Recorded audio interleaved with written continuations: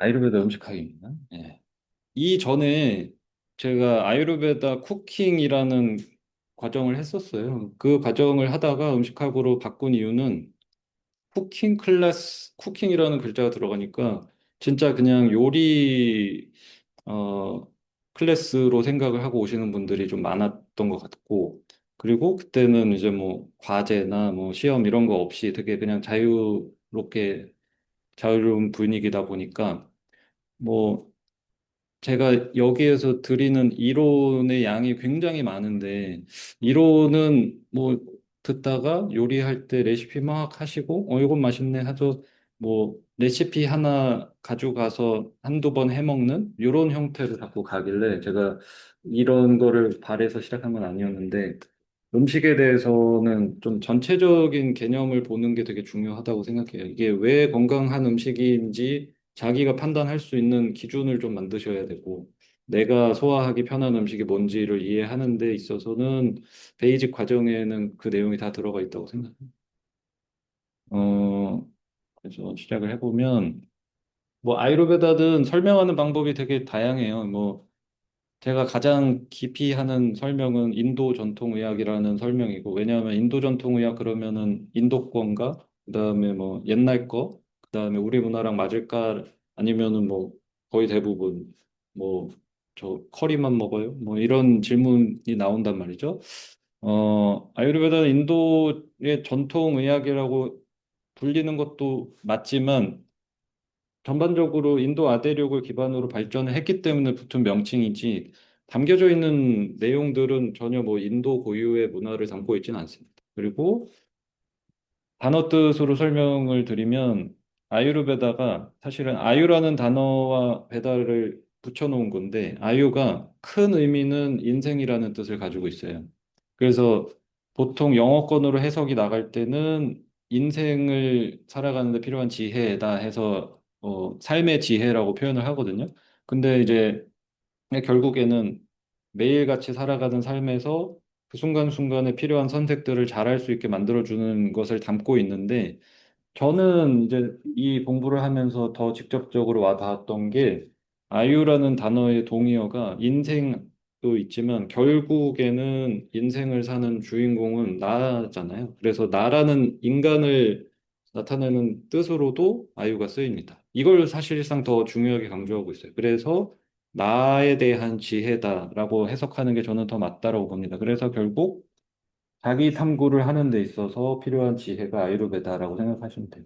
이걸 실제로 저도 이걸 통해서, 제가 아까 뭐 아파서 행복하고 싶어서 건강하고 싶어서 인도를 갔다라고 말씀을 드렸는데, 그 저에게 떠오른 화두는 하나였어요. 그냥 나는 누구인가에 대한 답을 진짜 못 찾겠더라고요. 나는 도대체 뭘 위해서 살고, 내가 어떻게 해야만 건강하고 어떤 목적으로 살아가는지, 내가 어떤 인간인지 전혀 모르겠더라고요. 그래서 그걸 찾기 위해서 저는 갔던 거고, 아유르베다가 그거를 어느 정도 가이드를 잘 줬다고 생각합니다. 그래서 자기 탐구를 위한 지혜다.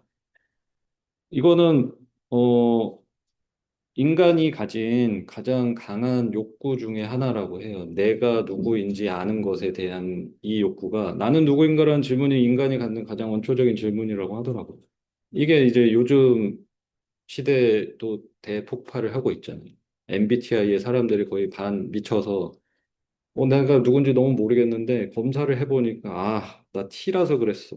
쟤는 F라서 그렇고, 나 I라서 어쩔 수 없어. 이런 거 너무 좋아하잖아요. 이게 결국 여기에 깔려 있는 게, 내가 이런 사람이다라는 것을 확인받는 걸 굉장히 좋아한단 말이에요, 사람들이. 어, 물론 이런 테스트로 하는 건 아니지만 아유르베다가 그 부분에 대한 중요성을 강조하고 있습니다. 우리는 우리에 대해서 좀 잘 알 필요가 있다. 그리고 아까 말씀하셨던 거에서 저도 공감하는 부분이, 뭐 예술 얘기도 하셨고, 그다음에 뭐 그 몸을 치유하는 부분에 대해서, 뭐 사람에 대해서 알아가는 부분에 대해서, 아유르베다만 이게 자기 탐구를 할 수 있는 건 아니라고 생각해요. 그러니까 평생, 지금 인류 역사상 아유르베다 하나도 모르고 자기에 대해서 잘 알고 가신 분들 많을 거예요. 건강하셨던 분들. 근데 저는 이 자기 탐구를 할 수 있는 도구가 의학도 마찬가지고요. 아유르베다도 마찬가지고 종교도 마찬가지고 예술 작품, 뭐 음악을 듣는 거, 미술 작품을 소비하는 거 저는 영화를 보는 거 다 좀 많이 해보라고 말씀을 드리는 게 결국에 이 사람들이 대표적으로 뭐 예를 들어서 어떤 음악을 듣다가 눈물을 흘리는 분도 있고 어떤 분은 뭐 듣는데 감흥이 없는 분도 있잖아요.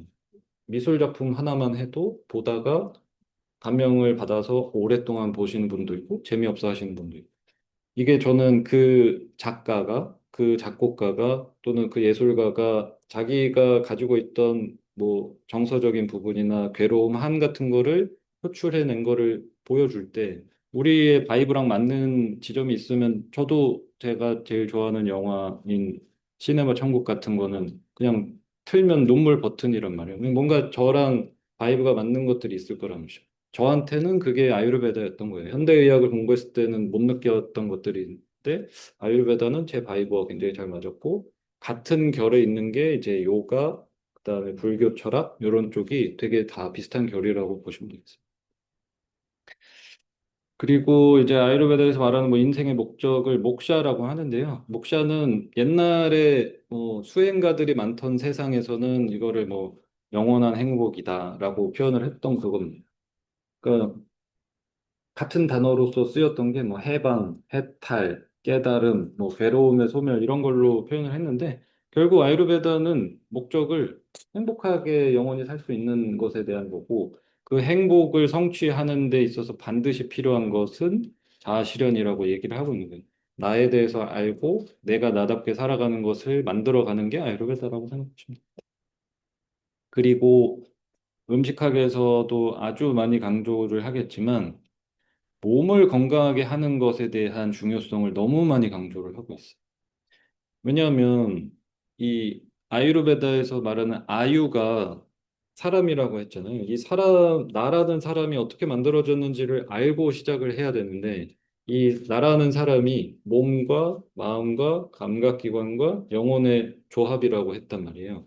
이 네 가지를 건강하게 만들어야 행복하다는 조건인데 가장 중요한 거는 뒤에 나오는 뭐 감각기관이나 마음이나 영혼 이 모든 게 사실상 몸 안에 다 담겨져 있는 거란 말이죠. 그래서 우리가 가장 중요하게 다뤄야 하는 것은 사실상 육체 건강을 먼저 만들어내셔야 되는 거고 그러니까 요즘 분들이 우울증이 폭발적으로 증가하고 스트레스를 많이 받는 뭐 세대가 왔다라고 하는 부분에 있어서도 육체적인 건강이 많이 무너져서라고 봐요. 그러니까 심리적으로 힘든 분들이 저는 뭐 인도에서나 한국에 와서 이 씬에서 일을 하면서 정서적으로 우울감이 심해지고 다운이 되신 분이 명상을 통해서 극복해내신 분, 요가 명상을 통해서 저는 사실 본 적은 없어요. 인도까지 가서 내가 너무 우울하고 어린 시절 트라우마가 너무 심하고 뭐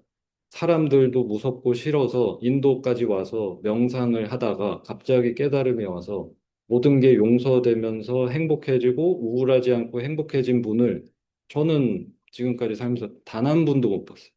왜냐하면 이분들의 첫 번째 그 시발점은 사실상 육체적인 불편함에서부터 시작을 했을 거란 말이죠.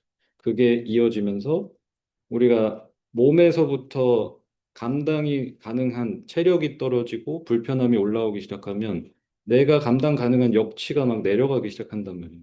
그러다 보면 정서적인 스트레스는 자연스럽게 따라올 수밖에 없고 이런 분들 중에서 가장 극복을 잘 해내신 케이스들이 건강하게 먹고 운동 시작하신 분들이에요.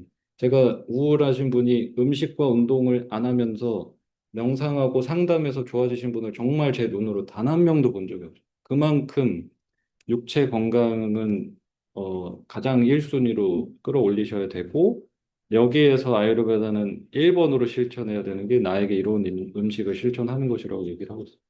식습관이 육체 건강의 1번으로 무조건 등장을. 여기서부터 시작을 해야 돼. 내가 먹는 게 곧 나다, 장이 건강해야 한다. 그 다음에 죽음은 장에서 시작된다. 다 아유르베다에서 기본 베이스로 깔고 있는 철학들이고. 여기서부터 시작을 하셔야 되고, 이게 오늘날 오면요. 아유르베다에서는 음식도 하나의 성질들마다 정서적으로도 밝은 기운을 줄 수 있고 자극도 줄 수 있고 무거움을 줄 수도 있고 우울감도 줄 수 있단 말이죠. 이런 성질들을 가지고 음식을 먹으니 소화기관에서 어떻게 하느냐에 따라서 내 무드도 결정이 된단 말이에요. 이게 이제 한 4천 년이 지나서 차세대 의학에서 내 대변 샘플을 실험실에 보내면 내 장 속에 있는 균들이 뭐가 있는지가 보이고 이걸 보니까 이 사람은 우울증으로 가겠다, 췌장암으로 가겠다 이런 게 다 결정이 됐단 말이죠. 그러니까 결국에는 요 음식 그다음에 소화기관을 어떻게 다스리느냐가 핵심이다는 지금 세대를 관통해서 같은 메시지인 거예요. 음식을 안 바꾸셔서는 절대로 회복을 할 수 없다라는 겁니다. 비슷한 얘기죠. 이제 저희 아버지도 항상 하시는 이야기고 아유르베다도 마찬가지지만 피부의 병변으로 문제성 피부가 올라오고 있다는 거는 아래에서부터 소화기관에서부터 위장에서부터 그다음에 전신성으로 염증 수치가 올라가고 있다는 건데 아무리 국소적으로 치료를 해봤자 케어가 될 수 없단 말이죠. 결국에는 안에서부터 바꾸셔야 하는 거는 어, 어쩔 수 없다. 그래서 뭐 핵심 메시지부터 보면은 요겁니다. 내가 주인공이 되는 식사를 해야 한다. 요게 이제 가장 중요한 메시지라고 생각해요. 저 선생님이 이거 좋은 거라고 했어요. 이 말을 하고 계신 분이 과연 건강한 식습관을 오래 잘 유지할 수 있을까? 저 선생님이 저거 먹지 말라 그랬어요. 그리고 이런 걸 자꾸 공부하다 보면은 이제 순간 욱할 때도 있죠. 그럼 뭐 먹으라고? 다 먹지 말래. 이 사람은 이거 먹지 말래. 이 사람은 뭐 발개할 손 대면 거의 죽는다고 얘기를 하고 이 사람은 육고기 먹으면 죽는다 그러고 우리 할아버지는 육고기 평생 먹고도 90살까지 사셨고 이거를 다 알 수가 없단 말이에요. 그래서 가장 중요한 거는 남이 어떻게 하건 저 인플루언서가 뭐 먹고 살 뺐다건 그런 거 이제 눈을 가리고 귀 닫으시고 나는 뭘 먹어야 되는지만 생각하시란 말이에요. 유행하는 거 보실 필요도 없고 내가 지금 이거 소화할 수 있나만 판단하는 능력을 이제 기르셔야 한다. 그러기 위해서는 이제 내가 나의 균형점을 좀 찾아야 하는데 타고난 것을 사실 좀 먼저 아셔야 돼요. 그리고 지금의 나이쯤까지 오셨으면 어떤 정도의 균형점이 있는지는 체험으로 다 아실 겁니다. 난 이걸 먹으면 배탈이 잘 나. 난 이렇게 하면은 어디가 불편하고 어떻게 했을 때 편안한지는 어느 정도 경험은 다 하셨을 거란 말이죠. 그게 여러분이 타고난 균형점이에요. 아버지, 어머니 유전 정보를 합쳐서 내가 평생 가져가는 유전 정보 체질이 결정되고요.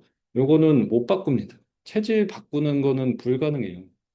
유전 정보를 한약으로 바꾼다, 식단으로 바꾼다, 약으로 바꾼다. 이건 일어날 수 없어요, 과학적으로. 그러면 나는 그 기본 픽스된 디폴트 값을 가지고 살아가야 하기 때문에 얘랑 같이 브런치 카페 가서 쟤는 이렇게 사진 찍고 즐겁게 먹어도 괜찮은데 나는 배탈 났어.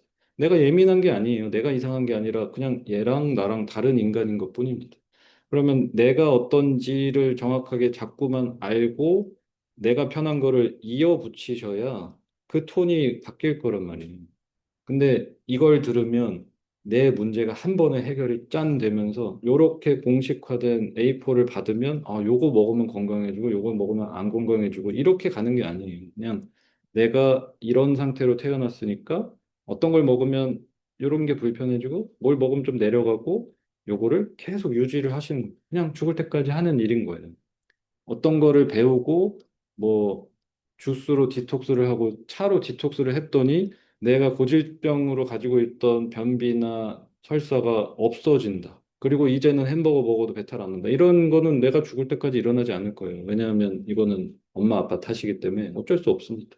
내가 성인이면 이거를 존중하고 여기에다가 쌓아 올리는 것만 하시면 나마저도 내가 예민하고 불편한 게 많은 줄 알았던 사람도 그거를 컨트롤하면서 충분히 사실 수 있어요. 제가 비염 축농증 달고 살고 맨날 배탈 나고 피부 알러지가 심했다가 지금 운동하고 열심히 잘 먹고 제가 불편해지는 거 안 건들면 편안하게 살 수 있다는 거죠. 다만 계속 그렇게 가야 한다는 거죠. 그리고 여기서 이제 좀 체질에 대한 진실을 좀 설명을 드려보자면은 어, 체질 이야기는 보통 행복하고 건강하실 때 하신 적은 없을 거예요. 나는 건강한 체질이잖아. 이런 얘기 하는 거 들어보신 적 없어? 아, 내가 비염 체질이라서요, 흉농증 체질이라서요, 알러지 체질이라서요, 변비 체질이라서요, 뭐 사람들 만나는 거 어려워하는 체질이라서요, 잘 우울한 체질이라서, 그죠?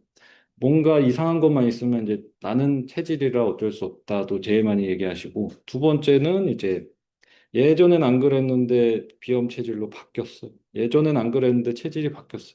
요 얘기를 아마 제일 많이 하실 겁니다. 여기에서부터 이제 말씀을 드리면 아유르베다에서 말하는 프라크르티, 존재 이전의 것이라고 하는 거는 이미 결정된 겁니다. 병자 속에 아버지의 유전 정보가 들어오고 난자 속에 어머니 유전 정보가 들어와서 수정을 하면 여러분이 죽을 때까지 변하지 않고 가져가는 특성인 체질은 픽스가 되는 겁니다. 요거 미국 갔다 왔더니 체질이 안 바뀌어요. 절대로 안 바뀝니다. 한약을 먹었다고 체질이 바뀌지 않습니다. 체질은 영원히 그대로 픽스가 돼 있을 거고요. 기본 세팅 값일 뿐입니다. 여기에서 더 중요한 메시지 아유르베다에서는 절대로 스스로 질병을 일으킬 수 없다는 겁니다. 내가 체질이 이래서 불편함을 겪고 있는 경우는 없다는 거예요. 모든 것은 후천적 선택에 의한 겁니다. 내가 경험하고 있는 육체적으로 불편한 거 지금 생각해 보시면 정서적으로 불편한 거 체질 아니라는 거예요. 그냥 내가 타고난 균형값이 있는데 태어나서 지금까지 그 균형값을 유지하는 음식이나 생활 습관이나 생활용품의 사용을 안 했다는 증거란 말이에요. 내가 나에게 안 맞는 걸 계속하니 몸이 감당해낼 수가 없는 거예요. 그리고 하다가 쌓여서 터지면 이제 질병이 시작되고 그 질병이 시작됐는데도 안 바꾸고 약물이 들어가기 시작하면 이제는 몸이 여기에 대사가 바뀌기 시작하면 여기서는 이제 돌아가는 방법이 없는 거예요. 그러면 지금 빨리 내가 불편해지지 않는 선택들을 이어서 해 나가셔야 되는 거예요. 체질에 대해서 내가 고질적으로 앓는 문제들은 다 하다가 오는 겁니다. 병원에도 와서 뭐 먹다가 병이 생겼어요. 그래서 물어보면 원래 그거 먹었다 그래요. 원래 먹다가 오는 게 알러지고 병이란 말이에요. 하다가 몸이 더 이상 이제 견딜 수 없는 역치가 오면 발병을 하는 겁니다. 그래서 절대로 체질을 타고났다고 해서 발병을 일으키지 않는다. 요게 아유르베다의 핵심 메시지고, 그러니 내가 생각할 거는, 아, 내가 나에 대해서 잘 몰랐구나. 내가 편안할 수 있는 균형점으로 빨리 세팅을 해야겠다라는 생각을 하셔야 된다. 어, 그래서 절대 스스로 질병을 일으킬 수 없다. 요게 또 마찬가지로 4천년 후에 요즘에 의학에서 나오는 후성 유전학에 보면 그대로 나옵니다. 유전임자를 가지고 태어났다고 발병되지 않는다. 유전력을 일으키는 스위치는 음식이다라고 지금 의학적으로 계속 밝혀내고 있어요. 이게 어떤 경우에서 제일 잘 나타나냐면 가족력이라고 하는 것의 굉장히 큰 파트가 사실상 습관의 대물림이 훨씬 커요. 그러니까 아빠나 엄마나 자기가 어떤 사람인지 잘 모르는 사람들이 애가 나오고 그 상태로 애를 키운단 말이죠. 그럼 나는 이미 이 둘의 유전 정보까지 그라운드에 깔았고요. 여기에다가 내가 불편해지는 음식들을 이들에게서 배우고 이들이랑 비슷하게 생각하고 이러다 보니까 계속 대물림처럼 습관이 내려온단 말이죠. 이게 끊어지는 게 어디서 관찰되냐면 입양을 간 아이들한테서 굉장히 특이하게 나타나요. 습관의 대물림이 없어지고 음식과 생활 패턴에서 다른 곳으로 갔을 때 그 병이 이어지지 않더라는 거예요. 그런 만큼 체질 탓은 절대로 하시면 안 된다. 내가 타고난 건데, 그죠? 나를 탓하는 거는 그만하셔야겠고. 균형을 맞추는 노력은 이제 평생을 해야 하는 일이고 그 주기는 이 세 개를 주기로 하는 게 아유르베다의 핵심. 하루 안에서도 균형을 잡는 방법이 있고요. 그 다음에 계절이 바뀌는 사이에서도 바꾸는 방법, 나이가 먹어가면서도 바꾸는 방법에 대해서 아셔야 됩니다. 이제 음식학에서 배우는 게 이제 뭐 하루, 계절, 나이 이런 것도 어드밴스 과정에서 들어가게 되는데 베이직 과정은 이제 이 기본기를 먼저 다지는 거예요. 소화력을 존중하는 방법에 대한 기본기를 다지고 어드밴스로 가면 그거를 가지고 하루 중에 또 바꿀 수 있는 방법, 뭐 계절 따라 바꾸는 방법, 나이 따라 바꾸는 방법까지 이제 들어가게 됩니다. 단적인 예로 이제 아침에 소화대사치랑 점심, 저녁이 다 다르단 말이에요. 그리고 그 안에서 내가 가지고 있는 고질적인 문제가 있으면 이 음식들의 배치를 어떻게 바꾸시느냐에 따라서도 엄청난 차이를 불러올 수 있단 말이죠. 뭐 예를 들어 제가 비염 축농증이 있다. 근데 제가 아침에 일어나서 착즙, 슈롬으로 짜서 마시고 요거트에 과일 얹어서 먹고 나갔다. 저는 거의 사망이에요. 아침부터 사망이고 배탈 나고 저녁에 와서는 또 점심에 가서는 어떤 음식을 먹건 이젠 완전히 망가지고 시작하는 거거든요. 그러니까 이런 것처럼 내가 어떤 컨디션이고 아침에 먹어야 도움이 되는 거, 요 음식을 제가 만약에 저녁 시간에 러닝 후에 제가 착즙을 마시고 점심 식사 후에 요거트를 먹었으면 문제가 안 생길 수도 있었던 것이 요런 배치 하나 가지고도 엄청난 문제를 일으킬 수 있다는 거죠. 이런 부분에 대해서는 사실 다 모르잖아요. 근데 어, 저 언니가 아침에 요거트에 과일 넣어서 먹는데 피부가 지금 저 양반은 저렇게 타고 난 데다가 저거 먹는 거 보여주는 시간 외에는 또 얼마나 관리를 하는지 아무것도 안 보고 그죠? 제가 이게 아, 착즙, 그다음에 ABC 주스 이거 수업에서 정말 많이 얘기를 하는데 제발 좀 먹지 말라고. 이거를 그 원흉이 된 게 있습니다. 그 타이탄의 도구들에 나오는 소위 말하는 뭐 경제적 자유를 얻은 행복하고 건강한 성공한 사업가들의 라이프 스타일에서 뭐가 일치하는 게 있을까 봤을 때 아침에 요거 넣어가지고 찹즙을 해서 마신대. 이게 엄청난 마케팅이 된 거예요. 아, 아침에 갈아서 마시면 건강이다. 그러니까 요것만 가지고 오는 거예요. 그러면 이게 과연 효과가 있을까? 인간의 몸은 갈아서 빠르게 흡수되는 것을 처리하는 능력치가 거의 바닥이에요. 씹어서 먹는 음식을 잘 받아들이지 마셔서 디톡스를 일으키겠다? 요거는 요 생리학만 공부해 보셔도 절대로 일어날 수 없어요. 마셔서 디톡스를 하는. 여러분에게 칼로리가 있는 게 들어가는 순간 몸은 디톡스 셧다운이에요. 안 먹고 쉬는 시간이 보장될 때가 디톡스가 되는 거거든요. 그래서 주스를 마신다. 이런 거는 그럼 이들은 왜 이게 건강할까를 전체 그림을 가지고 와서 따라 해야 되는데, 그죠? 이 사람은 자기가 좋아하고 잘하는 일로 낮에 열심히 일을 해요. 집에 와서 나에게 맞는 건강한 음식을 먹어요. 그리고 명상하고 일찍 잤어요.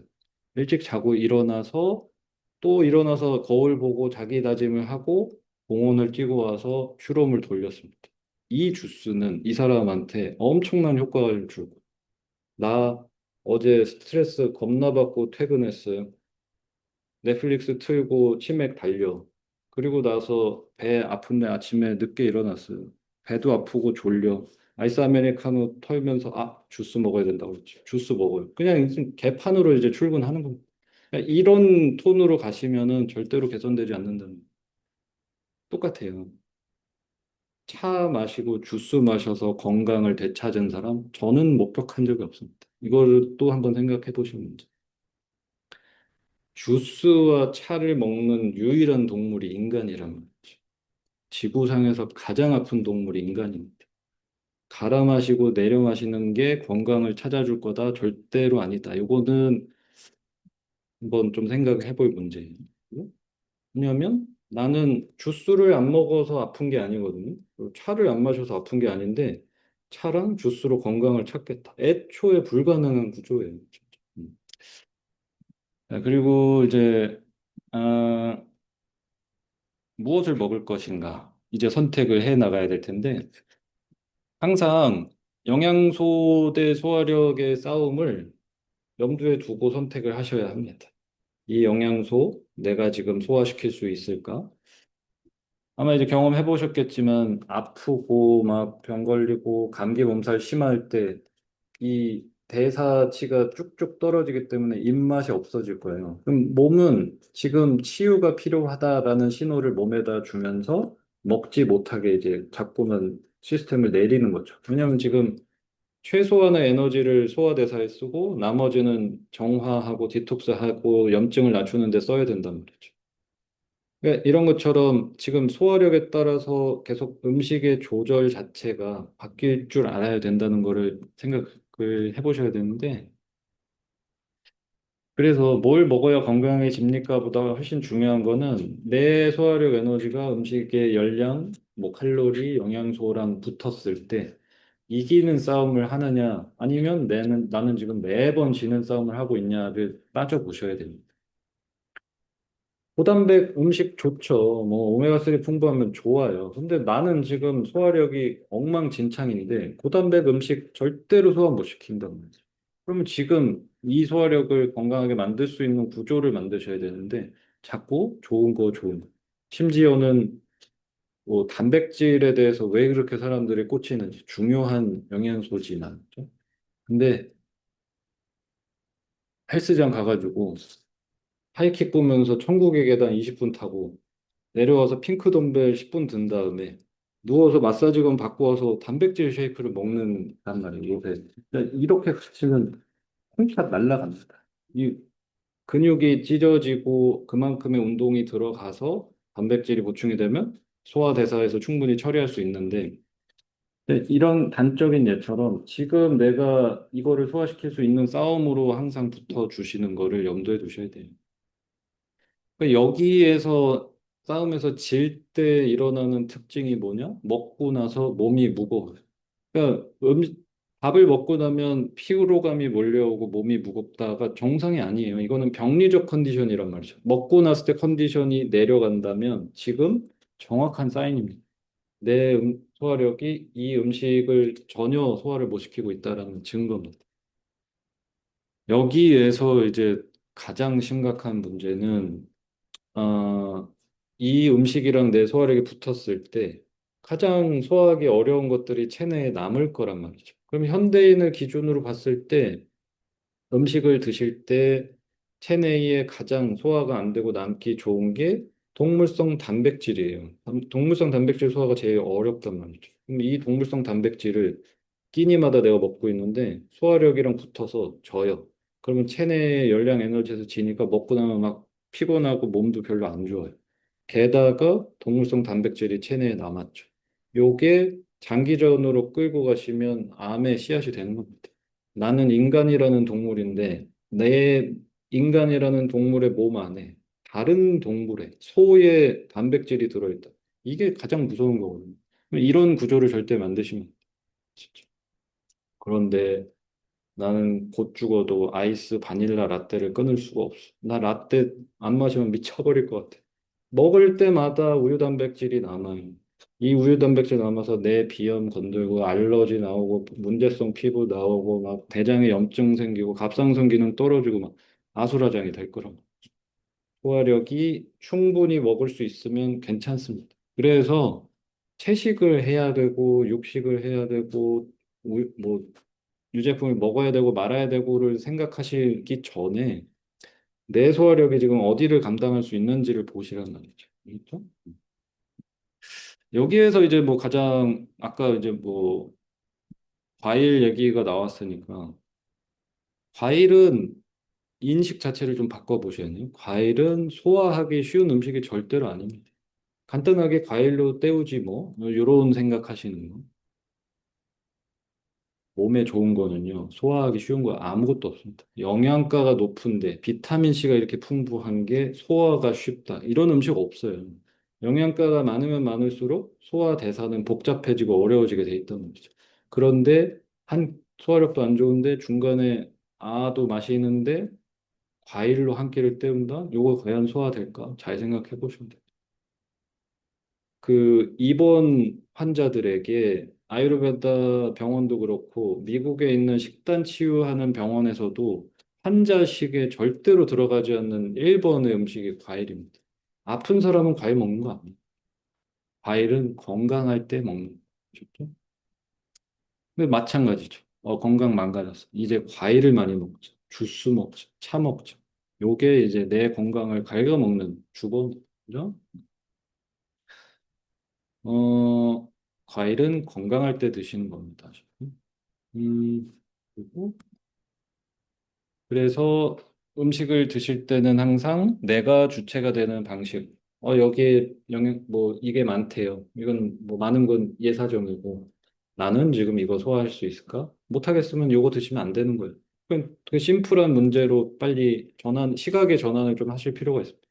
내 입장에서 이게 괜찮은지, 저 사람 말고, 죠 요거를 생각하실 줄 알아요.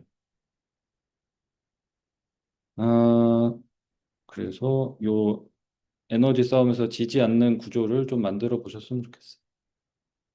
대한민국에 뭐 저는 이제 뭐 요가 명상하는 선생님들이 많이 오시니까 필라테스도 그렇고 그분들의 건강을 아주 심각하게 망치는 주범이 제 생각에는 방울토마토 하루경과 이런 거 간식으로 드시는 거. 소화 겁나 안 돼. 이것만 골라 드시는 거예요. 요렇게 드시면. 과연 그거를 식간에 심지어 단백질 지방이 풍부한 견과류를 식간에 넣는다. 이게 과연 소화가 될까? 껍질도 질겨서 소화가 더디고 씨앗에는 염증을 유발할 수 있는 요인이 많은 방울토마토를 생으로 식간에 이 지방 단백질 덩어리야 먹겠다. 살 뺄 거야. 살은 빠지겠죠. 아프니까. 그죠? 하지만 건강은 망가질 수 있습니다. 요거 소화 잘 시키시려면 식사 시간에 운동 후에 뭐 소화력 건강하신 분이 배탈 안 났을 때 이럴 때 드시는 음식인 거죠. 자, 그리고 세 번째는 유행하는 식단이나 아이템에 제발 관심을 끄셔라. 이제 나올 수 있는 거 다 나왔어요. 이게 아마 제가 일 시작한 이후로만 해도 음식 유행한 거, 식단 유행한 거, 영양제 유행한 거 엄청 많이 바뀌었거든요. 지금 뭐 생각이나 나는 거 있었어요. 지금 요즘에 누가 노니가 좋다더라 말 나오는 거 들어보신 적 없어요. 노니도 왔다가 장렬히 전사해서 크릴 오일도 나왔다가 전사해서 뭐 매번 나올 겁니다. 매번 팔아야 되는 사람들이 이게 어디에 좋습니다로 들고 나올 거예요. 그리고 뭐 저탄고지, 뭐 키토제닉, 황제 다이어트, 뭐 비건 다이어트 뭐 많았을 거예요. 그렇죠? 이렇게 보시면 어차피 이 정상적으로 균형 맞춰서 유지할 수 있는 식단 아이템만 남고요. 계속 없어지고 있어요. 그러니까 부디 어디서 요즘 이런 식단, 이런 아이템이 유행한 데에는 부디 관심을 끄셔요. 왜냐면 내 소화력은 옛날이나 뭐 아유르베다 경전을 수기로 쓰던 시절이나 지금 뭐 일론 머스크가 달로 막 사람을 보내겠다는 지금이나 하나도 안 바뀐 거는 인간 소화력이고 인간의 치유력입니다. 요거는 영원할 거예요. 어떤 기술이 발전해도 인간의 회복력, 소화력은 영원히 똑같습니다. 그러니 그냥 가장 자연스러운 형태로 식사를 하는 방법을 익히시는 게 필요해요. 제가 이거 이제 아버지 병원에서 있을 때, 음, 제약회사 분들이나 레이저 장비 회사 분들이 주기적으로 와요. 이번에 또 새로. 옛날에는 이제 다 풀악셀 레이저였고, 요새는 뭐 피코 레이저니 뭐 많아졌잖아요. 요새는 뭐 써마지도 나오고. 그러면 가만히 보시면은 차랑 비슷해요. 그 독일 차처럼 세대마다 바뀌어요. 이제 바꿔줘야죠. 근데 뭐 BMW 차가 세대가 바뀐다고 차가 뭐 하늘로 날아다니는 것도 아니고 차는 그냥 앞으로 갈 뿐이죠. 그리고 레이저 장비도 30년 전에 나왔던 뭐 흉터 레이저랑 요즘 나오는 거랑 달라진 거 거의 없어요, 사실. 받을 때 좀 덜 아프다. 그다음에 다운타임이 적어서 회복이 좀 빠르다. 그런데 어차피 심한 형태로 깊게 파인 흉터는 어떤 레이저로 쏴도 안 되거든요. 이유는 인간의 피부의 재생력이라는 거는 예나 지금이나 똑같단 거죠. 앞으로도 똑같아요. 지금 기미 레이저를 발명하면 그 사람 재벌된다라는 설이 있습니다. 아직까지도 기미를 빵 쏴서 기미만 없애는 레이저가 아직도 안 나왔어요. 그래서 사실 뭐 기미를 제거한다는 레이저라고 쓰면은 법에도 걸리거든요. 근데 이유는 하나입니다. 힘이 없을 수 있죠. 세게 쏘면 없어져요. 힘이 없어지는 게 아니라 피부도 없어져요. 이러니까 어쩔 수가 없습니다. 그냥 살살살살 건드는 방법. 이만큼 음식이건 뭐 피부에 뭘 하건 인간의 회복력이라는 거는 정해진 요 레벨이 있기 때문에 이 안에서 이걸 존중하는 방식으로 빨리 바꾸셔야 돼요. 어떻게 하면 내가 문제를 없애고 체질이 바뀌어서 튼튼해지고 이런 생각을 하실 게 아니라 내가 가진 거를 어떻게 존중해서 안 아프게 건강하게 살 수 있을까를 항상 생각해 보시면 돼요. 그리고 뭐 요즘 뭐 유행하는 얘기죠. 아유르베다에서는 음식이 곧 나의 신체 조직을 형성하는 이 구조를 잘 설명해 왔습니다. 그래서 보시면 어, 평소에 어떤 음식을 채워주시느냐가 삶의 퀄리티와 직결된다라고 생각하시면 돼요. 그럼 이제 생각해 볼 수 있죠.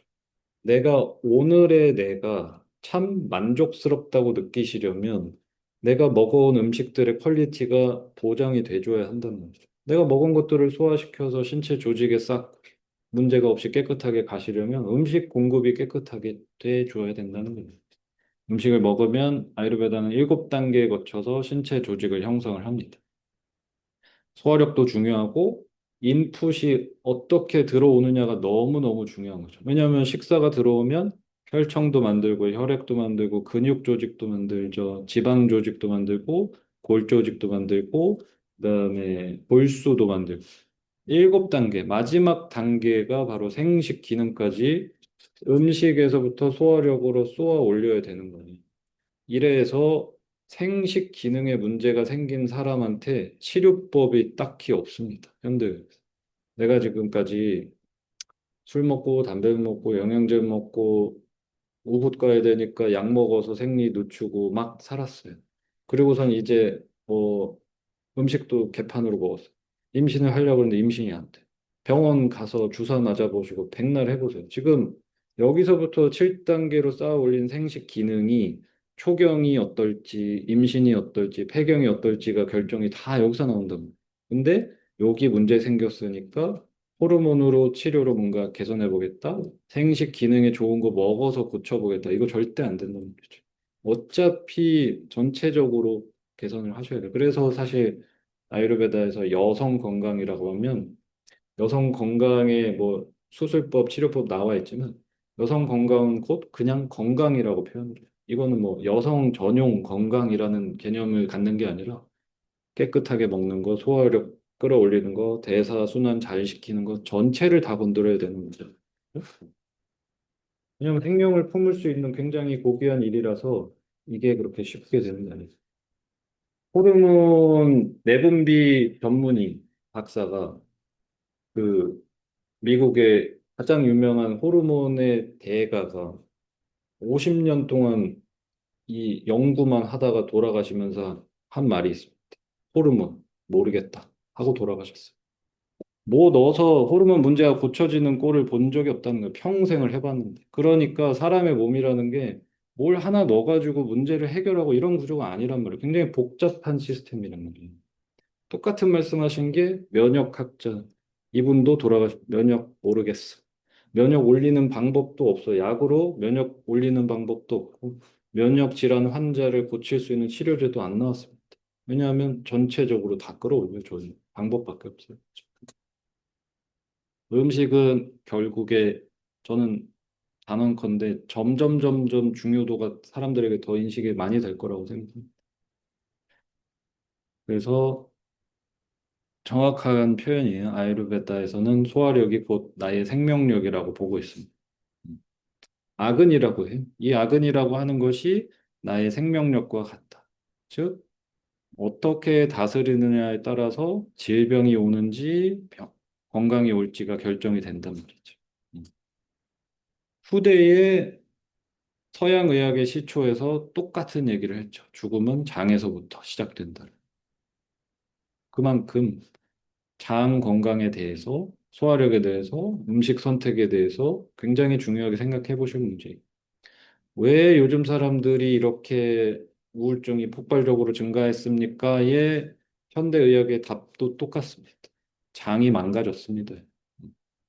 장이 망가진 게 음식을 가공 정제도 많이 하기 시작했고요. 보관을 오래 한 음식들도 많이 쓰기 시작했고, 잘못 섞어 먹는 것도 많이 하기 시작했는데, 이것뿐만 아니라, 뭐, 소를 키울 때도 소가 병들지 않게, 하기 위해서 항생제 주사를 놓고, 닭을 키울 때도 항생제 주사를 놓고, 알을 많이 낳으라고 호르몬 주사도 맞고, 그죠?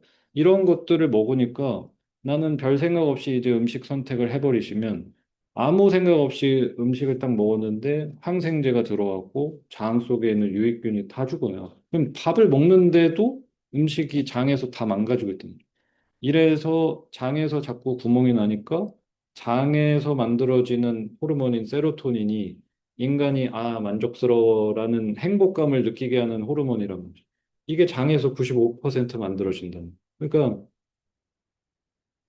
확률적으로 음식이 망가지면 95%의 확률로 우울해진다는 거예요. 그렇기 때문에 음식은 반드시 바꾸셔야 된다. 이제는 선택하실 때 다 보고 하셔야 돼요. 계란을 사는데 난각번호를 보고 사셔야 돼요. 난각번호를 안 보고 사시면 3번, 4번 숫자로 나와 있는 계란을 드시면 이 닭은 모가지도 안 돌아가는 철장에 갇혀서 산란촉진제, 항생제 먹고 GMO 베이스의 사료 먹고 자라서 이 달걀 안에 호르몬제, 항생제, 닭이 받은 코티졸 스트레스까지 다 들어가서 먹게 된답니다. 아침에 그 4번 계란을 깨가지고 딱 먹고 나오면 스트레스 호르몬 올라가죠. 항생제 들어서 장 불편해지죠. 이런 구조가 나옵니다. 그러면 이거를 밖에 나가가지고 토스트집 가서 에그 샌드위치 사 드셨다고 생각해요. 거기서 1번 쓸 거예요. 하나에 1,000원인데. 그래? 4번이 아닐 수도 있어요. 아마도 뭐 거기서 쓰이는 닭이나 이런 것도 어떻겠어요. 아마 우리가 익히 사 먹을 수 있는 좀 저렴한 가격대의 닭고기 뭐 이런 것들이면 그 닭은 아마 2024년도에 브라질에서 죽은 다음에 거기서 손질을 당해서 냉동으로 있다가 비행기로 와서 녹았다 얼었다 녹았다 얼었다 어디 들어가 있다가 지금 내 식탁에 왔을 거예요. 그러니까 이제는 그런 거 안 보시면 건강하기 되게 어려워졌어요. 그래서 내가 어떤 재료를 사는지 어떤 거를 먹는지를 잘 보고 안 하시면 되게 예민해질 수도 있지만 이런 거를 기본 베이스에 좀 깔아야 되는 세상 같습니다.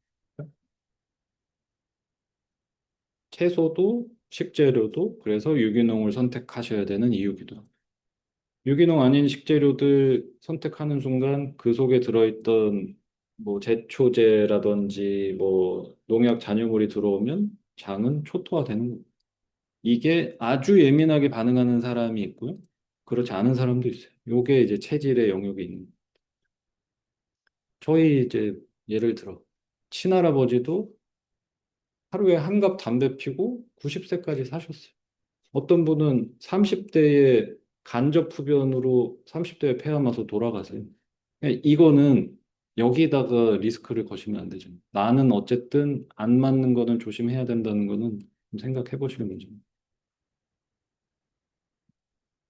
자, 그래서 소화력 건강의 핵심은 좀 내가 타고난 거를 존중하는 거, 이것도 좀 기억을 해 주시고요. 음, 그래서 얼마나 존중하고 있나 한번 좀 생각을 해 보셔야 합니다. 나는 이 소화력이라고 하는 아유르베다에서 말하는 아그니, 뭐 요즘에 의사 선생님들 얘기하는 요 가운데에 있는 뭐 심부 온도, 요 중요성, 여기를 내과 전문 선생님들은 요 짬통이라고 한단 말이에요. 짬통의 온도가 생명이란 말이에요. 아유르베다에서도 아그니가 잘 타는 환경을 만들어주는 게 너무 중요하다고 한단 말이죠. 요거를 내가 어떻게 존중하고 사는지를 한번 생각을 해보셔야 돼요. 어떤 사람은 아침에 눈을 떠서 따뜻한 생강 레몬 물을 마시고 시작을 해요. 그리고 식간에 아이스 음료를 먹지 않고 점심시간에 밥을 잘 먹습니다. 그럼 이 사람이 이 음식을 소화할 수 있는 구조가 있을 거고, 아침에 일어나서 아이스 아메리카노로 잠을 깨우면서 시작해요. 그러면 내 심부 온도는 아이스 음료가 한번 들어오는 순간 온도가 쭉 떨어질 거란 말이죠. 몸은 항상성이 있기 때문에 요 가운데 온도를 일정하게 유지해야 되기 때문에 짬통의 온도를 올려요. 올리려면은 에너지를 써야 되잖아요. 그러면 내 열 에너지를 가져다 씁니다. 그럼 나는 아이스 아메리카노를 한 잔 먹으면 좀 있으면 체력적으로 막 쭉쭉 떨어져요. 에너지를 뺏기거든요. 여기다 쓰니까. 그래서 겨우 온도를 올리고 있으면 점심에 나가서 이제 이상한 거 먹고 또 얌전히 먹으면 다행인데 이걸 또 배 찢어질 때까지 먹고 이거 먹고 나니까 또 소화가 안 돼서 퍼져요. 그러면 이제 아이스 바닐라 라떼. 이 무시무시한 연속 구조를 살아간단 말이지. 중간에 아이스 음료 먹고 온도 떨어지니까 체력 떨어지고 온도를 올리기 위해서 소화가 안 되는 느낌이 자꾸 나니까 음식을 먹을 때 짜고 맵게 먹기 시작해. 왜냐면 짜고 매운 간이 세져야 소화가 되는 느낌을 받고. 그러니 계속 이 구조예요.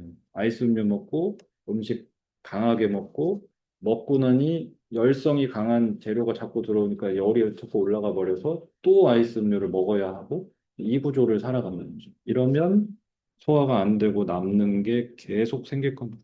그러면 그 소화가 안 되고 남는 물질이 염증으로서 작용하면 내 고질병을 일으키는 스위치가 여기서 온다는 거죠. 그렇죠? 그래서 소화된 요 온도의 중요성을 좀 잘 생각해 보셔야 하고 두 번째는 이제 소화된 상태를 유지하는 습관을 잘 들이셔야 됩니다. 아까 말한 것처럼 디톡스 주스를 마셔야 디톡스가 일어나는 게 아니라요. 디톡스는 여러분이 음식을 먹고 뭐 인슐린 작용이 일어나고 소화 기능이 일어나면 당이 떨어지고 나서 입을 가만히 닫고 계셔야 디톡스가 일어난다. 그러니까 작작 드셔야 돼요. 아, 왜 이렇게 몸이 안 좋은지 모르겠어. 여기에 좀 좋은 거 뭘 좀 마셔볼까? 그만 좀 드세요. 대신. 먹고 나서 입을 닫으셔야 이화 구간으로 들어가면서 몸에서 이제 남은 거를 태우는 시간으로 들어가야 된단 말이에요. 식사를 하죠? 그러면 당 곡선이 이렇게 올라갑니다. 기분이 좋아져요. 근데 이제 이걸 잡기 위해서 인슐린이 쏘고 소화액이 나오면서 천천히 이제 당 곡선이 내려가겠죠. 이때 입을 닫으시면 여기서부터 몸이 이제는 휴식 시간을 줬기 때문에 디톡스를 할 수 있는 능력치가 생기는 거예요. 근데 보통 먹고 당 떨어지면 또 먹고 또 마시고 아침 먹고 커피 먹다가 점심 먹고 바닐라 라떼 먹었다가 몸에 좋으니까 하루 경과도 먹었다가 영양제도 먹었다가 저녁 오늘 뒤졌어 하고 마라탕 먹고 양심은 있으니까 마라탕 먹었으니까 양심에 찔려서 과일을 한 바구니 또 썰어가지고 배 터질 것 같으면 먹고 잠이 잘 오는 차도 마셔야 되고 잠 잘 오는 영양제도 먹어야 돼. 이런 구조를 가시면 여기로 진입을 절대로 할 수가 없어요. 이제 얼마나 현대인들이 안 쉬고 먹고 마셨으면 이 입을 닫으니까 디톡스가 일어나더라를 가지고 심지어 오토파지 효과라는 것까지 발견을 해서 암 환자들이 금식을 효율적으로 했을 때 자정작용이 강해지더라까지 온 겁니다. 이게 이 간헐적 단식의 대유행의 시작이었어요. 안 먹게 하는 거. 그죠? 별게 아니거든요. 그냥 식단에 그만 좀 먹으라는 거예요. 그것만 해도 좋아지는데 우리는 이제 식단에 쪼개서 먹고 너무 불편해. 뭘 좀 더 먹어볼까? 또 유튜브 틀어서 이 양반 이거 좋다 그랬어. 또 시키죠. 또 뿌듯하고 또 먹고. 요 구조를 이제 그만하셔야 돼요. 그럼 애초에 왜 사람들이 당 떨어지면은 못 밀어 넣어서 안달이 났을까는 여기가 이제 독성 배고픔이 생기면은 사람들이 음식을 안 쉬고 먹게 된단 말이죠. 당이 올라갔다 떨어지면 초조하고 불안하고 스트레스 받고 손 떨리고 하니까 또 먹고 또 먹고 또 먹고. 애초에 왜 이 구조가 됐을까는 이 곡선 자체가 망가졌다라고 보시면 돼요.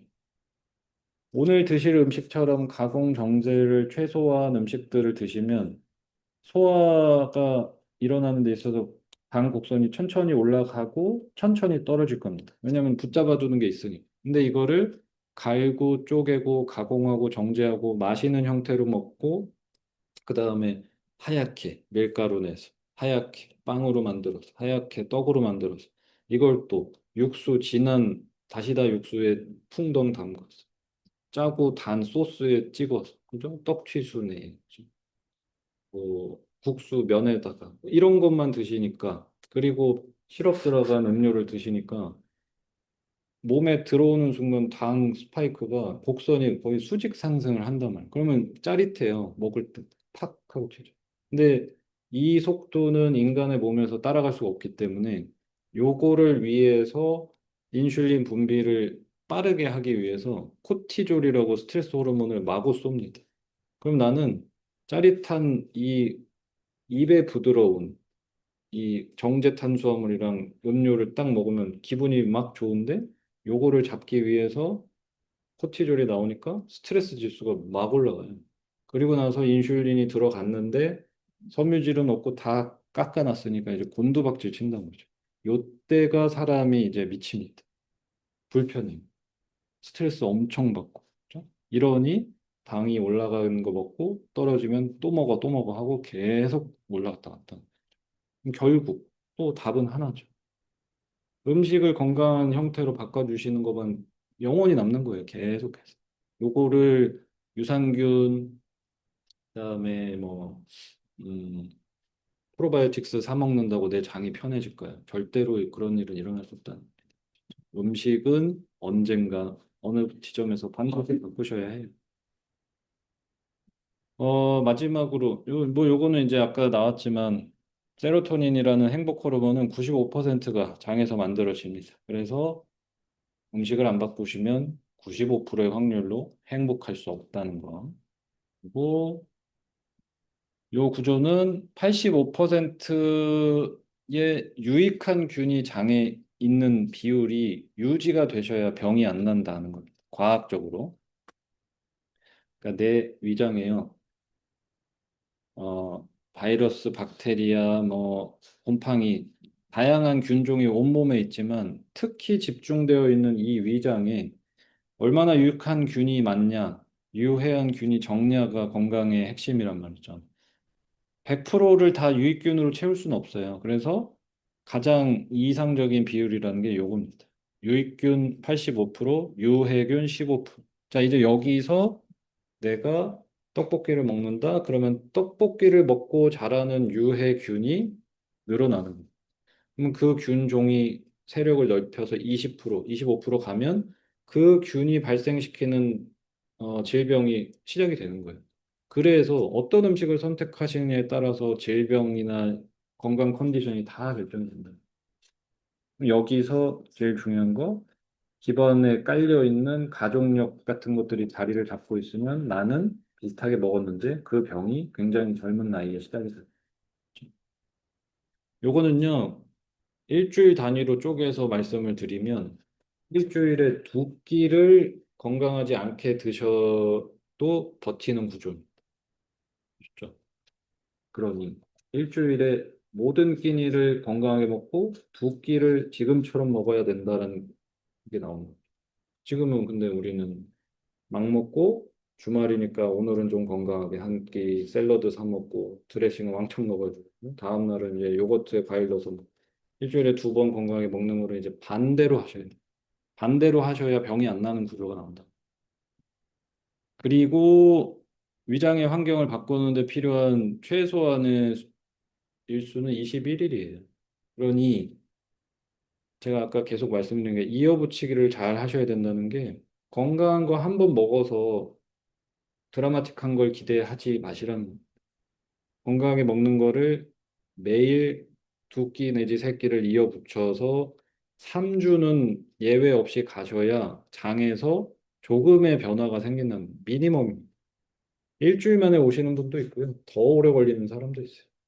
근데 건강하게 한 끼 해먹고 두 끼 해먹고 이틀 해먹고 안 좋아져. 이거는 뭐 과학적으로 바랄 수도 없는 일이라는 걸 잘 아셔야 돼요. 진짜. 그래서 식단을 시작하실 거면 적어도 3주는 무조건 가셔야 된다. 어,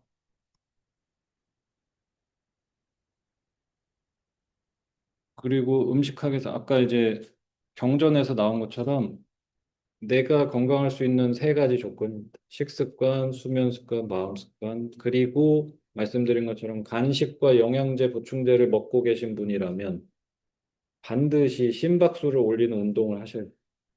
요즘 이제 의학 논문에 많이 나옵니다. 걷기 아무리 하셔도 이점을 얻을 수 없다는 거. 반드시 숨이 찬 운동으로 올리셔야 돼요. 근력 운동, 숨찬 운동으로 하셔야 됩니다. 그래서 내가 삶의 퀄리티가 만족스러우시려면 잘 먹고 잘 자고 마음 편하고 운동하고 이게 다 맞아야 된다는 거죠. 그러면 내가 왜 오늘 만족스럽지 않을까 해서 해야 될 거는 뭔지 딱 보이실 거라고 생각해요. 마지막으로 제가 제일 좋아하는 파트인데 아유르베다에는 이 사드 부르타라고 하는 파트가 있습니다. 선한 행위라고 하고요.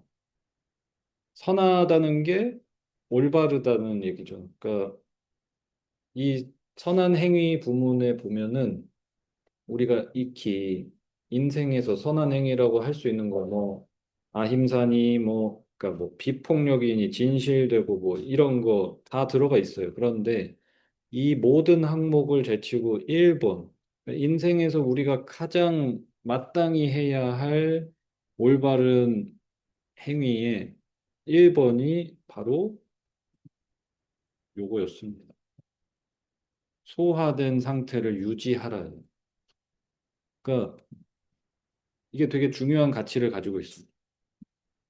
삶에서 올바른 행위를 하고 살아야 되는데, 올바르다는 게 남한테 좋은 거 해주라는 얘기를 하는 게 아니고요, 알고보다는 나에게 가장 올바른 행위서부터 시작을 하라는, 그게 음식, 식음에 대한 제어를 빨리 하시라는, 나 자신을 위해서 가장 중요한 습관.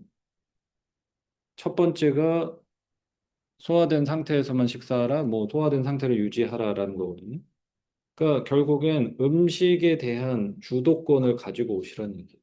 제가 이 과정에서 가장 핵심 메시지로 드리는 게 이겁니다. 건강하고 싶다면, 삶의 톤을 개선하고 싶다면, 내 손으로 선택하는 음식에 대한 제어, 이거를 주도권을 빨리 찾아오시라는 거예요. 저는 이거 안 되시면 사실 음식 공부하는 이유 아무것도 없다고 사실 생각합니다.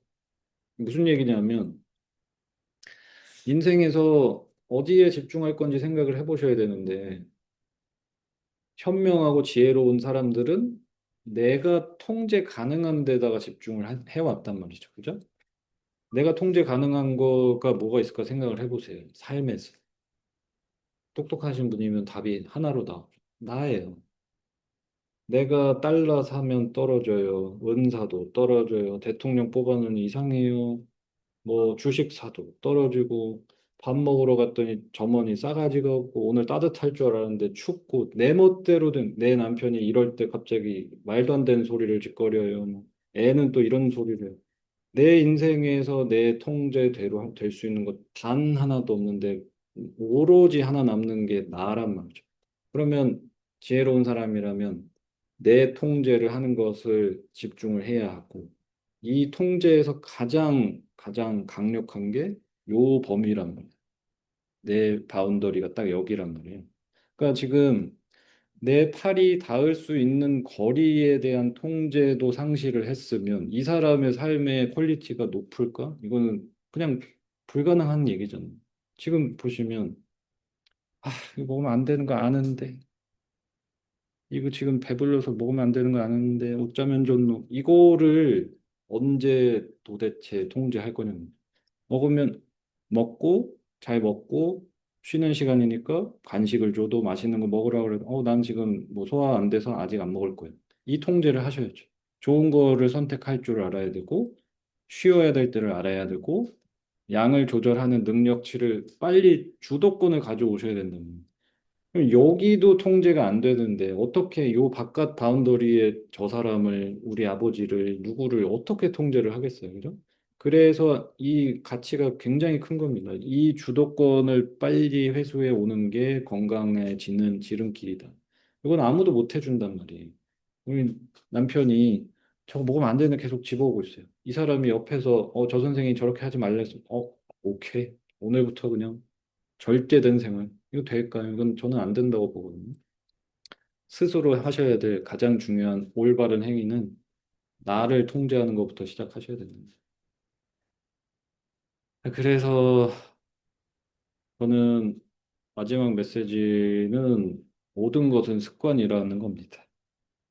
삶의 톤을 바꾸고 싶으시면 하나 좋은 거 하고 수업을 하나 들어보고 뭐 몸에 좋다는 거 하나 사 먹어보고 이게 아니라 그 해서 좋은 거를 계속 이어붙이셔야 돼요. 그래서 습이라는 게 생기셔야 되고 그게 곧 내 까르마가 되는 거란 말이죠. 그래서 삶의 톤을 바꾸고 싶다면 그냥 하시면 됩니다. 그걸 그냥 하시면 돼요. 아는데 병에서 빨리 탈출하셔야 돼요. 누구나 할 수 있고요. 저는 인도 가기 전에 라면 하나 못 끓이던 사람이었는데 이러고 이걸로 경제 활동까지 하면서 살고 있다는 거죠. 그죠? 그리고 그거는 그냥 하기만 하면 되는 문제라. 부디 이제 이 아는 심각한 아는데 병에서 벗어나길 바라요. 일찍 일어나야 되는 거 아는데 이거 먹으면 안 되는 거 아는데 이렇게 하면 안 되는 거 아는데 운동 가야 되는 거 아는데 여기에서 빨리 벗어나기를 바랍니다. 그 아는데 병에서 탈출하시려면 말을 끝까지 하는 연습을 하셔야 돼요. 나는 그렇게 먹어야 되는 거 알아요. 관심은 있어요. 제발 이 말에 자위를 하지 마셨으면 좋겠어요. 이 말을 끝까지 해보세요. 끝까지. 그러니까 제일 문제가 내 친구는 그럼 관심 없어. 욜로야. 그냥 먹다가 일찍 죽을 거야. 얘가 저보다 천만 배 행복할 거예요. 나는 아, 저렇게 먹으면 안 돼. 난 알고는 있어요. 근데 우리 애 때문에 남편 때문에 뭐 때문에 지금은 못하지만 알고는 있어요. 알고 있는 거는 아무 의미가 없습니다. 그죠? 더 나빠요. 아는데 안 하는 게 훨씬 나쁘단 말이에요. 그죠? 그래서 말을 끝까지 해보시오. 일찍 자야 되는 거 아는데 싫다. 이거 먹어야 되는 거 아는데 싫다. 운동 가야 되는 거 아는데 싫다잖아요. 그럼 말을 끝까지 하시면 나는 모든 말에 싫다를 붙이고 있다는 거죠. 그래서 이거를 빨리 현실적으로 보시고 내가 나의 오딩이 싫어, 싫어, 싫어, 싫어를 하고 있는데 이 일이 과연 일어날까요? 이건 영원히 일어날 수, 좋아, 좋아, 좋아를 해도 하기가 어려운 건데, 그죠? 그래서 부디 이 아는데 병에서 벗어나시길 바라면서 그냥 하시면 된다. 그리고 혼자 하기 힘든 사람들을 모아서 커뮤니티를 하는 거고, 혼자 하기 힘든 분들이 나와서 같이 하고 있다는 거예요. 그리고, 음, 여기까지 보고요. 음, 음식학 자체를 마지막으로 빨리 설명을 한번 드리고 이제 식사를 할 텐데, 이제 아유르베다 협회를 제가 시작을 하면서 과정을 오픈을 하게 됐고, 뭐 아유르베다 의대를 졸업하면 BMS라는 자격이 주어집니다. 배첼러 오브 아유르베다 메디슨 앤 서저리라고 해서 요 저는 이걸 가지고 아유르베다 경전을 기반으로 지도를 한다. 어디선가 아유르베다 콘텐츠를 소비를 하신다면 그 콘텐츠가 신뢰성이 있는지 판단하는 기준은 딱 하나밖에 없습니다. 어떤 경전에 어떤 내용을 기반으로 했는지만 확인하시면 되는 겁니다. 모든 내용은 경전에 다 써 있어요. 그래서 저희가 보통 뭐 어떤 주제로 음식에 대해 얘기하건 뭐 생활 습관에 얘기해도 얘기를 하면 무조건 질문이 레퍼런스 어딨냐라고 하면 아시탄가 흐르다야 수트라스타나 첫 번째 챕터의 21번째 실로카에 있습니다. 이렇게 나오는 게 아유르베다라는 거예요. 그래서 내가 어디서든 아유르베다 컨텐츠를 소비를 하실 때 그 내용이 신뢰성을 확인하고 싶으시다면 어떤 경전을 베이스로 했는지를 물어보시면 됩니다. 그리고 음식학은 레시피 배우는 쿠킹 클래스는 아니죠. 요새 유튜브랑 구글에 다 있습니다. 네이버에도 있고요. 레시피 배우실 거면 차라리 저는 한솔 요리학원 가시는 게 낫다고 생각하고요. 이건 레시피는 전혀 중요한 게 아니고요. 좀 나에게 맞는 음식을 알아가고 건강한 음식을 올바르게 배우고 좀 종합적인 오늘 수업한 것처럼 그냥 되게 종합적인 건강 강의라고 생각하시면 돼요. 그리고 마음 습관에 대한 이야기도 굉장히 많이 나오게 될 겁니다. 그래서 구성은 베이직, 어드밴스드, 마스터 이렇게 세 단계로 구성이 되어 있고요. 베이직 같은 경우는 요리를 못 하셔도 아유르베다 지식 이런 거 아무것도 필요 없습니다. 오히려 뭐 많이 알고 오시는 게 고집을 세울 수 있는 걸림돌이 될 수 있으니 깨끗한 상태가 오히려 더 좋습니다. 그래서 요리를 못 하신 거 문제 없고요. 아유르베다에 대해서 1도 모르셔도 아무 문제가 없다는. 저는 이거 베이직 과정은 그냥 내가 나를 위해서 건강하게 먹을 수 있는 거에 대한 모든 거를 배운다라는 기준으로 만들었습니다. 그리고 이 안에서 내가 요리하는 행위에 익숙해지고 왜 이 음식이 건강한지를 이해하는 데 있어서는 베이직 과정에 다 담겨 있습니다. 그래서 뭐 음식학에 대한 얘기, 소화력에 대한 얘기, 뭐 마음 습관, 식재료 어떤 궁합들이 맞고 나쁜지, 그다음에 식단을 짜는 법, 그다음에 아유르베다 체질까지 해서 8가지, 8주간 여기서 1시간 반 이론하고 키친에서 1시간 반 실습하고 식사하는 형태로 진행이 됩니다. 그리고 어드밴스 과정은 베이직에서 기본기를 바탕으로 이 체질 마지막 체질 파트 인트로를 시작으로 어드밴스는 아유르베다 철학을 배우고요. 그다음에 3가지 도샤라는 이제 체질을 공부한 다음에 이것들을 이렇게 시간의 순서, 그다음에 체질에 맞춰서 바꾸는 방법에 대해서 배우고 완전 치유 식단 요법, 21일 동안 정제하는 요법까지 해서 하는 게 어드밴스. 마찬가지 8주 3시간 여기서 이론, 실습, 식사. 이렇게. 그다음에 마스터 과정은 1년에 한 번 열리고요.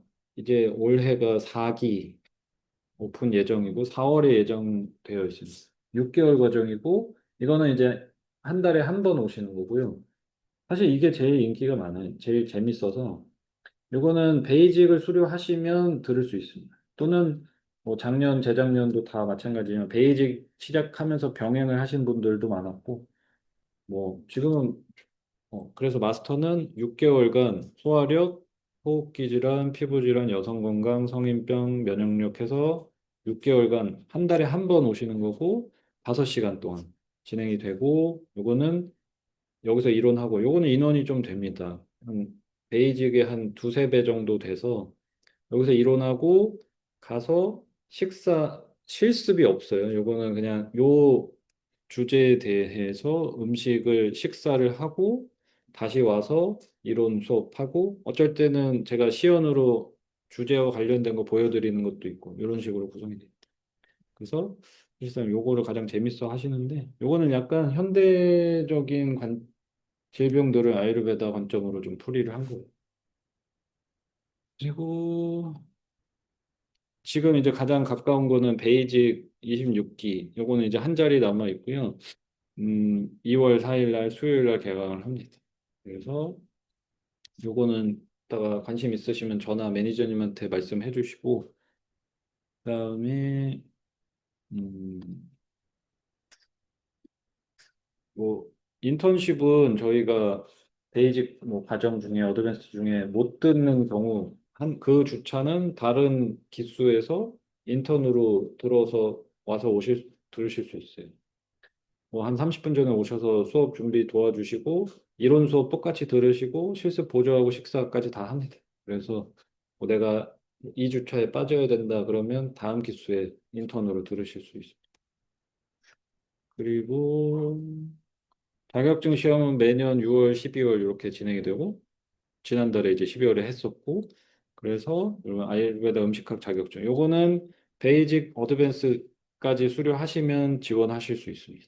그리고 이거 자격증 취득하신 분들이랑 이런 브랜치 운영도 지금 하고 있어요. 그래서 요가원을 하는 원장님이 울산에서 오신 분은 이제 슈리베타 같이 협력하는 브랜치로 하고 있고, 그다음에 뭐 지금 청담동에 스파 하시는 분은 거기에서 아이로벳, 그러니까 슈리베타 협력 따로 컨설팅도 하고 이렇게 하고 있으니까 분야는 다양해요, 사실. 이거 배우신 다음에 제주도에서 카페 하시는 분도 있고 다양하게 있으니까.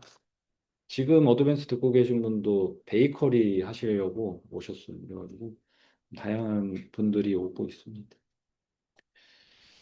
그리고 이제 베이직을 들어오시면은 뭐 클래스 외에 요 아유르베다 경전 클래스 한 번 진행이 되고 요건 베이직 수강생 무료로 들으실 수 있고 자기 변형 게임이라고 제가 제일 좋아하는 건데 뭐 자기가 요즘 가장 강하게 가지고 있는 질문, 고민에 대한 거를 이 다른 선생님이 오셔서 게임 형태인데 약간 심리 상담처럼 해서 자기의 무의식에서 해답을 찾는 건데 이거는 제가 좋아해서 시작을 하는 거예요. 제가 이제 일하면서 고민이 있으면 이 게임에서 질문을 던지고 답을 되게 잘 찾아서 이것도 저희 베이직 과정에 넣었습니다. 그래서 이 두 가지는 무료로 다 들으실 수 있고 무브먼트 클럽도 뭐 무료로 참여하실 수 있습니다. 같이 이제 모여서 러닝을 하고 여기로 처음 러닝을 하기 시작한 뭐 매니저님도 그렇고 저희 학생분들도 태어나서 처음 뛰고 같이 마라톤 나가고 지금 다 그렇게 하고 있어요. 그래서 요거까지입니다. 그리고 이제 뭐 북클럽도 있고 뭐 뜨개 클래스도 있고 뭐 다양한데 뭐 메인은 어쨌든 음식학에서 다 파생이 됐습니다. 그래서 여기까지가 오늘 준비한 내용이고 혹시 아까 수업 내용이나 뭐 클래스에 대해서 궁금하신 거 있으시면 질문을 있으세요 혹시?